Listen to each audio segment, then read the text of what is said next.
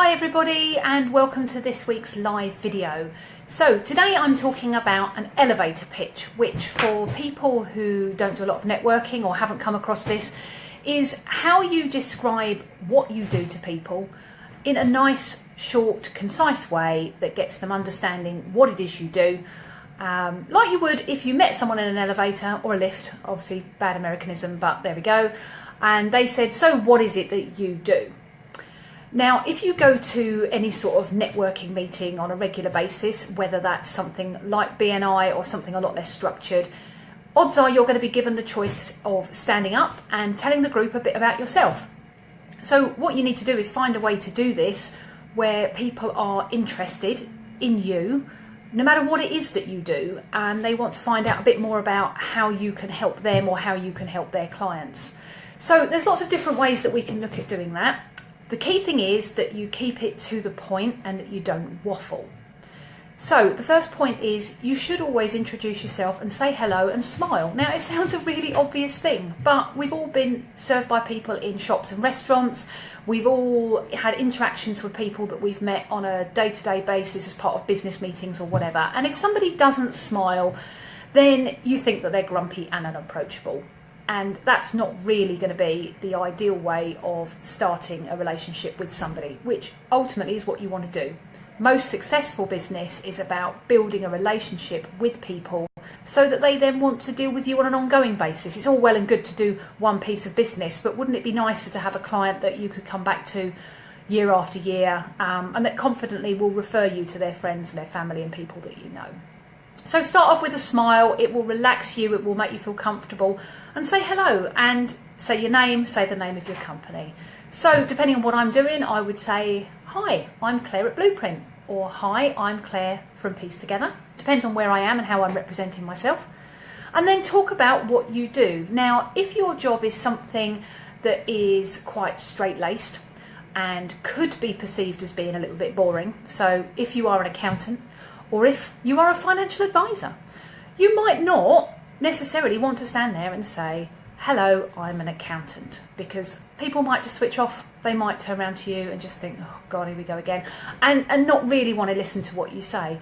So have a think about how you can describe yourself that will make you sound intriguing, something that will make people want to listen more. So in the example of an accountant, you might say, hello, my name is Steve and I'm an accountant.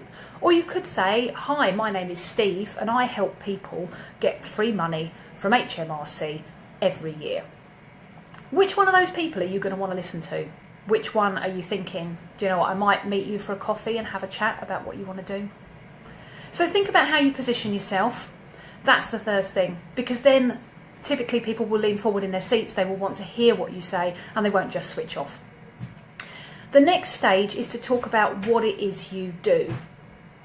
Now, what you do and what your clients think you do are not often the same thing.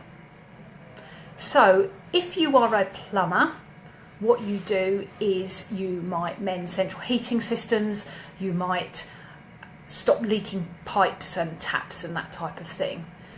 If you describe to your client what you do as, I help you ensure that your heating works efficiently so that it keeps you warm without costing you a fortune, that is going to really get to the heart of what it is that you do for your client. Okay? In the role that I am, I give people peace of mind. I allow them to look at their situation as to where they are now with their money, look at where they want to get to, and put a plan in place to get there. Sometimes that will involve my regulated role and them needing to sort out products and things like that. Sometimes it won't. But the key point is that I will sit there with somebody and help them work out where they need to go next. That's what I do. And I do it in a way that is easy to understand, it's not scary, and it helps them understand what it is they actually want to get. Once you come to the end of your presentation, and bearing in mind the whole part of this should take you probably in or around a minute, maybe a little bit less. Some networking groups will say to you, you only get a minute and then a buzzer goes and you have to sit down or you get glared at. Other people are more flexible, but realistically You don't want to be pitching to the room. You want to be explaining why you're good at what you do so that then people want to come and meet up with you later. So you need to think about how you're going to draw this to a close. So you might talk briefly about a client you've helped this week and what you've helped them do. You might talk about something relevant and topical in your industry, something that has changed. So I might stand here and say, did you realise that the old paper £5 notes are no longer legal tender? You can take them in and change them in a bank, but you can't use them to pay for goods or services in a shop or wherever, and explain what that means.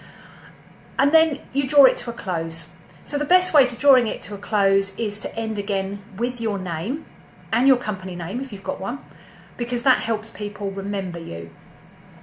What you then tag on the end typically is what people call a memory hook. Now, most companies have got a memory hook.